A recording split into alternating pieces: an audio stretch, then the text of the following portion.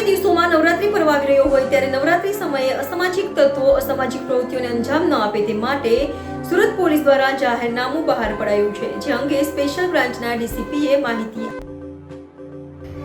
સુરતમાં નવરાત્રીના આયોજનને લઈ સુરતના સ્પેશિયલ બ્રાન્ચના ડીસીપી હેતલ પટેલે જણાવ્યું હતું કે નવરાત્રીના આયોજનને લઈ સુરત પોલીસ દ્વારા જાહેરનામું બહાર પાડ્યું છે, જેમાં લાઉડ સ્પીકર 12 વાગ્યા સુધી વગાડી શકાશે. ઢોલ નગારા સાથે ગવાતા ગરબા પર કોઈ ટાઈમ લિમિટ નથી, તો શી ટીમ અલગ અલગ વિસ્તારોમાં અલગ અલગ પહેરવેશમાં ફરજ બજાવશે. ઘોડી સવારો તેમજ ડ્રોન સર્વેલન્સનો પણ આ વર્ષે ઉપયોગ કરાશે. રાજકોટની ઘટના બાદ ડોમમાં નવરાત્રીના આયોજકોને તમામ સ્ટ્રક્ચર બાબતે તપાસ પછી મંજૂરી મળશે.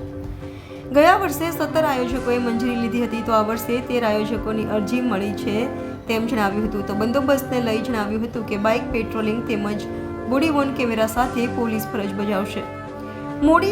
મોટી નવરાત્રીના આયોજનમાં શી ટીમ ફરજ બજાવશે અને મોડી રાત્રે મહિલાઓ ખાસ કરીને હેલ્પલાઇન નંબર પર ફોન કરીને મદદ માંગશે તો તેમની મદદ પોલીસ દ્વારા કરવામાં આવશે. સુરત શહેર પોલીસ તરફથી ખાસ કરીને દીકરીઓ માટે કે જે વેશભૂષામાં પરંપરાગત વેશભૂષામાં મોડી રાત સુધી ગરબે રમવા માટે જતી હોય છે, એના માટે એક સૂચનાઓ બહાર પાડી છે, ગાઈડલાઇન બહાર પાડી છે કે જેથી એની સતર્કતા સાથે જો એ ફોલો કરે તો એના પરિવારજનોને અને એને સારી રીતે અનુકૂળતા રહે.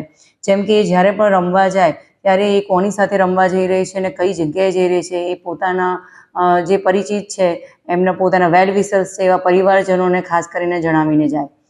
મોટાભાગે આપણે જોઈએ છે કે બધા પોતાની રીતે પોતાની પાસે મોબાઈલ રાખતા હોય છે, તો મોબાઈલ જે તમે જ્યારે વાપરીએ છીએ ત્યારે એનું ગૂગલ લોકેશન જે છે જો ઓન રાખ્યું હોય તો ગમે ત્યારે એ લોકેશનમાં અજાણી જગ્યાએ જો જવાનું થાય તો આપણે એને ટ્રેસ કરી શકીએ.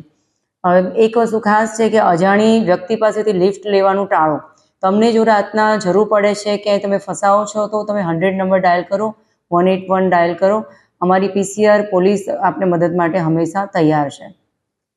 અજાણી વ્યક્તિ પાસેથી કેફી દ્રવ્ય કે એવા નશાકારક પદાર્થો પીવડાવવાની ઘટનાઓ બનતી હોય છે. આવું ન બને એના માટે કોઈ પણ જે પરિચિત નથી એની પાસેથી આવું કોઈ પણ પીણું લેવાનું ટાળો. જે સોશિયલ પ્લેટફોર્મ ઉપર બહુ ટૂંકી મુલાકાત કે ફ્રેન્ડશિપ થઈ હોય એવા માણસો સાથે પણ અજાણી જગ્યાએ જવાનું ટાળો. ઘણીવાર આપણને એવું બનતું હોય છે કોઈ જગ્યા જવા માટે આપણે શોર્ટકટ પકડતા હોઈએ છીએ.